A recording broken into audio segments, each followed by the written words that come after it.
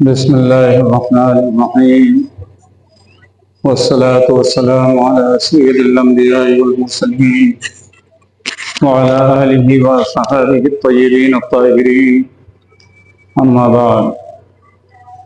قال النبي صلى الله عليه وسلم إن من أخيركم إيمانا أحسنكم أخلاقا وقال النبي صلى الله عليه وسلم بعثت لأتمم مكارم الأخلاق او كما قال النبي علیہ الصلوۃ والسلام۔ حاضرین گرامی، میرے دینی بھائیو، آپ حضرات اتنی بڑی تعداد میں یہاں جو جمع ہوئے ہیں، یہ مرحوم محمد افضل کی محبت ہی میں جمع ہوئے ہیں۔ اس کے انتقال کے بعد آج دین کی باتوں کی یہ محفل منعقد کی گئی کہ اللہ اور اس کے رسول کی باتیں کرنا، اسے سننا سنانا، یہ چونکہ ثواب کا کام ہے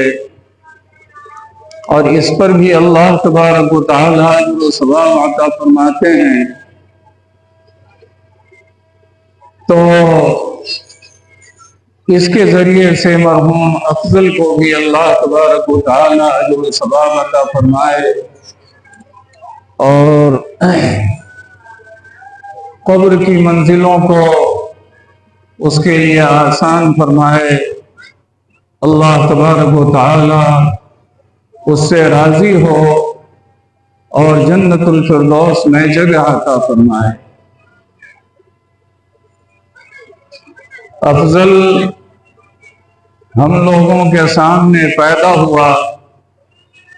بڑا پھلا پھولا، جوان ہوئی، شادی بیاہ ہوئے،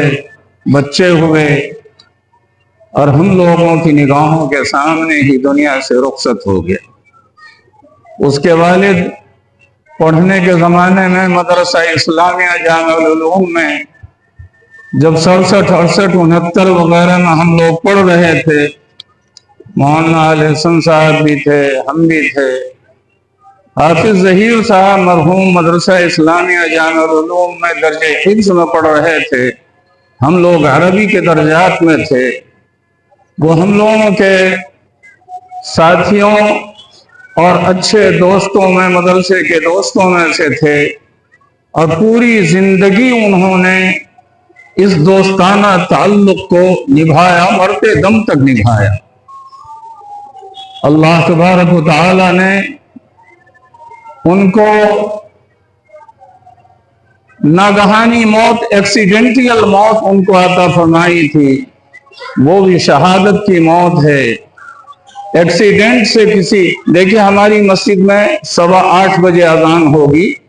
تو اپنی مسجد کا اعتبار کرتے ہوئے ہم گفتگو کرتے چلے جا رہے ہیں، آپ لوگ بدگمان مت ہوئیے گا۔ تو جل کر کے مر جانا، ڈوب کر کے مر جانا، طاعون میں مر جانا، ایکسیڈنٹل موت ہو جانا، یہ سب شہادت کی قسموں میں سے۔ اللہ تبارک و تعالی نے پتہ نہیں ان کی بھی کون سی بات کو قبول فرمایا تھا اور کس سے خوش تھے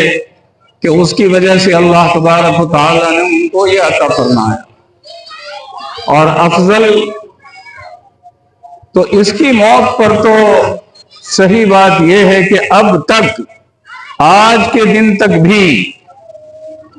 میں قسم کھا کر کے کہوں تو حانث نہیں ہوں گا کہ جیسے معلوم ہوتا ہو، یقین ہی نہیں آتا ہو کہ افضل ہم لوگوں کے درمیان سے اٹھ گیا۔ کبھی کبھی جب غور کرتے ہیں، بلکہ اکثر و بیشتر وہ خیالات میں آتا رہتا ہے، غور کرتے ہیں تو اللہ تبارک و تعالی نے کتنی اچھی موت دیا اس کو۔ رمضان المبارک کا مقدس مہینہ نصیب ہوا۔ رمضان المبارک کی 23 تاریخ تھی، 23 کی شب تھی، جو شب قدر میں سے جو چند راتیں شب قدر کی ہیں، جس میں آقا و مولا جناب محمد الرسول اللہ صلی اللہ علیہ وسلم نے فرمایا کہ رمضان المبارک کے آخری عشرہ کی طاق راتوں میں، یعنی 21، 23، 25، 27 اور 29 کی شب میں شب قدر کو تلاش کرو۔ تو یہ 23 رمضان کی رات اس کو نصیب ہوئی، اور ماشاء اللہ کوئی نماز اس کے ذمے میں بظاہر باقی نہیں رہی، ساری نمازیں پڑھا کر کے ماشاء اللہ دنیا سے، فجر کی نماز کا وقت ابھی ہوا ہی نہیں تھا، اس لیے وہ ذمے میں فرض نہیں ہوئی تھی، اور عشاء کی نماز باجماعت ادا کیا، 20 رکعت تراویح پڑھا، تراویح کے بعد وہ اپنے گھر والوں کو لے کر کے وہ چوک وغیرہ پر گیا، ان لوگوں کو کچھ شاپنگ وغیرہ کرایا، اپنے بعض دوست احباب جیسے کہ ابو الفرج صاحب نے بتلایا کہ ان کے پاس گیا تھا ایک ضرورت سے، یا انہوں نے ان کو بلایا تھا، وہ سب ہو ہوا کر کے چوک پہ اپنے 3 دوستوں کے ساتھ، جس میں یہ تسلیم ہے، وہ نسیم ہے، اور یہ ساتھ میں چائے وغیرہ پیا، اور وہاں سے یہ کہہ کر کے اٹھا کہ آج شب قدر ہے، چلو کھانا کھا لیتے ہیں، ہم مسجد آ جاتے ہیں، تم لوگ بھی کھانا کھا کر کے مسجد آ جاؤ۔ اور پھر وہ جو کار خیر، صدقہ و خیرات وغیرہ خفیہ طور پر کرتا رہتا تھا، اللہ ہی جانے ماشاء اللہ کس کس کی مدد کیا اس نے اور کرتا رہتا تھا۔ اللہ تبارک و تعالیٰ اس کے تمام صدقات و خیرات کو قبول فرمائے، اللہ تعالیٰ اس کے تمام لوگوں کے ساتھ، خواہ وہ کسی بھی مذہب کا ماننے والا ہو، کسی دین دھرم کا ماننے والا ہو، کسی بھی مذہب سے تعلق رکھتا ہو، وہ اللہ کے بندہ ہیں، اللہ کی مخلوق ہیں، اور اللہ کا عیال ہیں۔ ایک حدیث صحیح میں، بخاری شریف کی روایت میں، حضور پاک علیہ الصلوۃ والسلام کی روایت ہے، آپ نے فرمایا الخلق عیال اللہ، ساری مخلوق اللہ کا کنبہ ہے، ساری مخلوق اللہ کا گھرانہ ہے۔ فَأَحَبُّ الْخَلْقِ إِلَى اللَّهِ مَنْ أَحْسَنَ إِلَىٰ عَيَالِهِ، پس اللہ کے نزدیک سب سے محبوب وہ بندہ ہے جو اللہ کے کنبہ کے ساتھ، اللہ کی تمام مخلوق کے ساتھ، اللہ کے عیال کے ساتھ اچھا برتاؤ کرے، اچھے اخلاق سے پیش آئے۔ اس نے اسی نسیم کو کچھ پیسے دیے اور یہ بتلایا کہ فلاں آدمی آئے گا، اس کو یہ پیسے دے دیجیے گا۔ سبحان اللہ، اللہ تبارک و تعالیٰ کو صدقہ اور خیرات کا بھی حکم یہ ہے کہ وہ جنا کر کے نہ دے، اشتہار کر کے نہ دے، بس خاموشی کے ساتھ چپکے سے وہ دے۔ اور بھی بعض لوگوں نے مجھ سے بیان کیا کہ ان کے ساتھ بھی ہمدردی اور مدد کا تعاون کا معاملہ کیا کرتے تھے۔ اللہ تبارک و تعالیٰ اس کی زندگی کے تمام نیک اعمال کو، اس کے صدقات کو، اس کے خیرات کو، اس کے زکوٰۃ کو قبول فرمائے، اور اللہ تبارک و تعالیٰ اس کے تمام روزے نمازوں کو قبول فرمائے۔ جو مدارس کی مدد کیا کرتے تھے، جو بیواؤں کی مدد کیا کرتے، اللہ تعالیٰ سبوں کو بہت بہت قبول فرمائے۔ ماشاء اللہ قرآن پاک کی مختلف آیتوں میں اللہ تبارک و تعالیٰ نے صلہ رحمی کا خصوصی حکم فرمایا ہے، خصوصی حکم فرمایا صلہ رحمی کا، یعنی قرابت داروں کے ساتھ، رشتہ داروں کے ساتھ، خاندان والوں کے ساتھ صلہ رحمی کرنا، اچھے برتاؤ کرنا، ان کے ساتھ داد و دہش کا معاملہ کرنا۔ ماشاء اللہ دیکھیے، مجھے معلوم ہے کہ اپنے پھوپھا زاد یا ماموں زاد بھائیوں کے ساتھ اس نے کتنا اچھا برتاؤ کیا باہر بھیجنے کے سلسلے میں وغیرہ ذالک۔ یہاں رہتے ہوئے ان لوگوں کو والد مرحوم کا انتقال ہو گیا تھا، تو اس وقت تو یہ سمجھیے کہ بہت زیادہ میچور نہیں ہوا تھا، بہت زیادہ سمجھدار نہیں تھا، لیکن اللہ تبارک و تعالیٰ نے اسے صبر دیا، ضبط دیا، اللہ تبارک و تعالیٰ سے اس نے لو لگائے رکھا، اور بہت زیادہ اپنے آپ کو اس نے ٹوٹنے نہیں دیا۔ اپنی والدہ کو، پھر شادی کے بعد اپنے بیوی کو، اور خاندان کے اپنے دوسرے بھائی بھتیجوں کو، ان سبوں کے ساتھ کتنا اچھا برتاؤ رکھا۔ مجھے حیرت ہوتی تھی کہ ایک جوان لڑکا، یہ شبیر صاحب ان کے چچا، لیکن اتنا احترام ان کا ان کے دلوں میں تھا۔ ایک مسئلے پر ایک گفتگو ہم نے کیا تو اس نے ہم سے کہا کہ ابھی تو چچا ہمارے ہیں، چچا ہی نہ ہم لوگوں کے گارڈین ہیں، چچا ہی نہ ہم لوگ اس کے بارے میں سوچیں گے سمجھیں گے، چچا ہی نے یہ کریں گے۔ ہم نے کہا کہ ایسی سمجھ بوجھ یہ خاندان کو جوڑ کر کے چلنے کی، کسی کو یہ کاروبار کھڑا کر دیا، کسی کے کاروبار میں تعاون کر دیا، اور سبوں کے ساتھ سرپرستانہ انداز اختیار کرتے ہوئے اس طریقے سے لے دے کر کے پورے خاندان کو چلا۔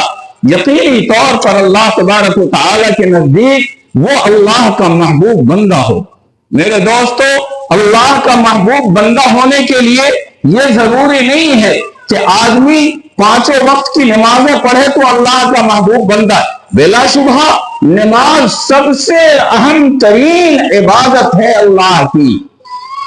اور نماز کو جان بوجھ کر چھوڑنے والے کے سلسلے میں حضرت امام احمد ابن حنبل رحمۃ اللہ علیہ جو 4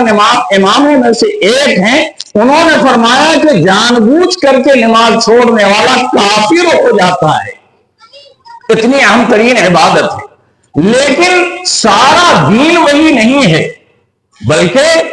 دینداری نماز کے ساتھ، روزے کے ساتھ، حج کے ساتھ، زکات کے ساتھ، اور ایمان باللہ اور اعتماد اس کے ساتھ اللہ تبارک و تعالیٰ کے بندوں کے ساتھ اچھے اخلاق سے پیش آنا، یہ ایمان کا بہت بڑا عظیم الشان حصہ ہے۔ حضور پاک علیہ السلام نے فرمایا، بُعِثْتُ لِأُتَمِّمَ مَكَارِمَ الْأَخْلَاقِ، مجھے اس لیے مبعوث کیا گیا ہے، مجھے اس لیے دنیا میں بھیجا گیا ہے کہ میں مکارم اخلاق کو مکمل کر دوں، پورا کر دوں۔ حضور پاک علیہ السلام نے فرمایا، میں شروع میں نے جو حدیث بیان کی بخاری شریف کی روایت، فرمایا کہ ان من اخیرکم ایمانا، ان من افضلکم ایمانا، تم میں یہ ان من اکمل المؤمنین ایمانا، تم میں سب سے کامل ایمان والا وہ ہے جو تم میں سب سے اچھے اخلاق والا ہے، سب سے اچھے اخلاق والا ہے۔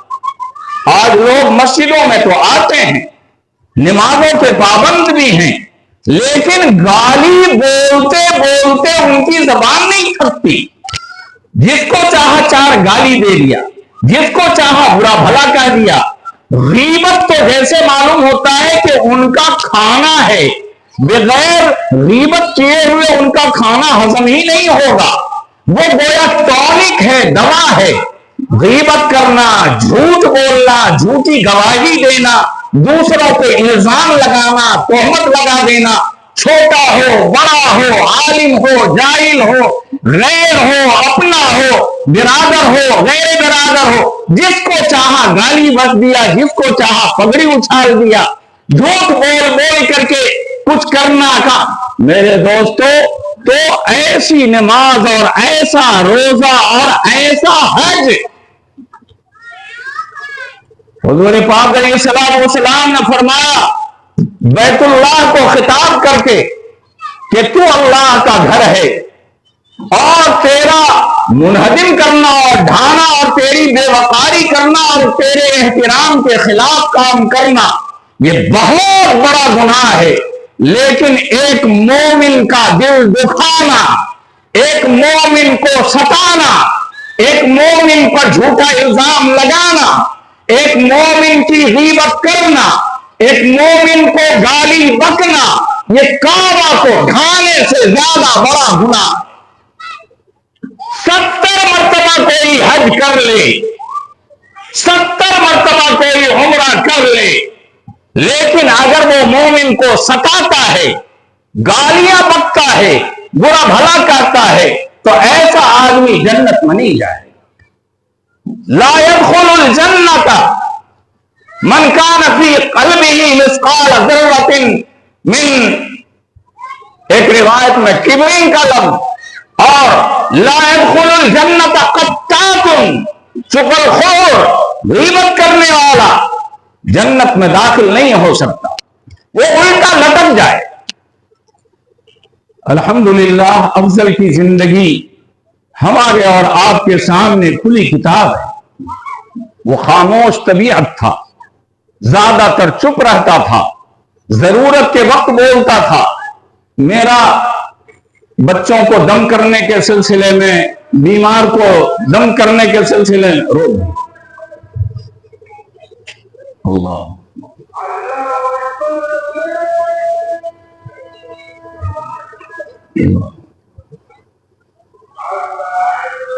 تھا، دعا کے سلسلے میں بھی، پھونکنے اٹھنے سلسلے میں بھی، اور دوسرے کاموں سے بھی آنا جانا ہوا، بھیڑ لگی ہوتی تھی۔ اس کے کارندوں میں، اس کے ساتھ کام کرنے والے لوگوں میں، دوست احباب میں برادران وطن بھی بکثرت ہوتے تھے، اپنے مسلمان بھائی بھی ہوتے تھے، غیر مسلم بھائی بھی ہوتے تھے، لیکن ہم نے ہمیشہ اس کو خاموش پایا۔ بس ضرورت کے بقدر بولنا، ضرورت کے بقدر گفتگو کرنا، ورنہ خاموش رہنا۔ کسی کے کام آیا، کسی نے کام اپنا کہا کہ یہ کام ہے، راشن کارڈ بنوانا ہے، یہ کرنا ہے، وہ کرنا ہے، اچھا ہو جائے گا انشاءاللہ۔ اور اس کے بعد اس کے لیے جہاں تک ممکن ہو سکا اس نے تعاون کیا، مدد کیا، کام کیا، کرایا وغیرہ داری۔ تو اس طریقے کا اخلاق تھا ماشاءاللہ اس کا۔ اور اس کے علاوہ بھی جو شروع میں ہم نے بتلایا، تو اللہ تبارک و تعالیٰ کے یہاں بندہ مقبول وہ ہے، اپنی عمر یہ ختم ہو جائے گی، یہ برف کی سل پگھل کر کے ختم ہو جائے گی، اس کو جانا ہے، 60 سال میں 70 سال میں چلے جانا ہے۔ اصل چیز یہ ہے کہ آدمی اپنے اخلاق سے، اپنی زبان سے، حضور پاک علیہ السلام نے ایک حدیث میں فرمایا کہ اے لوگوں، اے میرے دوستو، اے میرے ساتھیوں، اے میرے صحابہ، تم 2 چیز کی مجھے گارنٹی دو، میں تجھے جنت کی گارنٹی دیتا ہوں۔ 2 چیز کی، ایک یہ 2 تولے کی زبان، اس کو قابو میں رکھو، اور دوسرے جو تمہارے 2 پیروں کے درمیان ہے، یعنی اپنی شرمگاہ، ان 2 چیزوں کی ضمانت دے دو، اس کو تم قابو میں رکھو، میں تمہیں جنت کی گارنٹی دیتا ہوں۔ تو یہ زبان کیا ہے؟ یہ زبان آدمی کو جنت کے اندر لے جانے والی ہے یا جہنم کے اندر داخل کرنے والی ہے؟ اسلام کی اور مسلمانوں کی علامت اور نشانی حدیث کے اندر حضور پاک صلی اللہ علیہ وسلم نے یہی فرمائی ہے،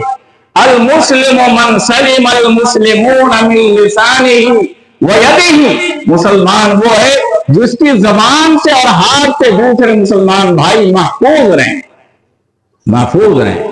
تو یہ بہت بڑی بات ہے کہ اس نے زندگی اس طریقے سے گزاری، جوانی کی عمر، اور اس حال میں دنیا سے رخصت ہوا کہ اس کے اوپر افسوس کرنے والے زیادہ ہیں، رونے والے زیادہ ہیں، اس کا محبت سے تذکرہ کرنے والے زیادہ ہیں، جس کی مثال یہ ہے کہ اتنا بڑا مجمع، ورنہ محلوں کے اندر میلاد تو اوروں کے یہاں بھی ہوتا ہے، لیکن اتنا بڑا مجمع کسی کے یہاں میلاد میں دیکھا ہے، نظر آیا ہے؟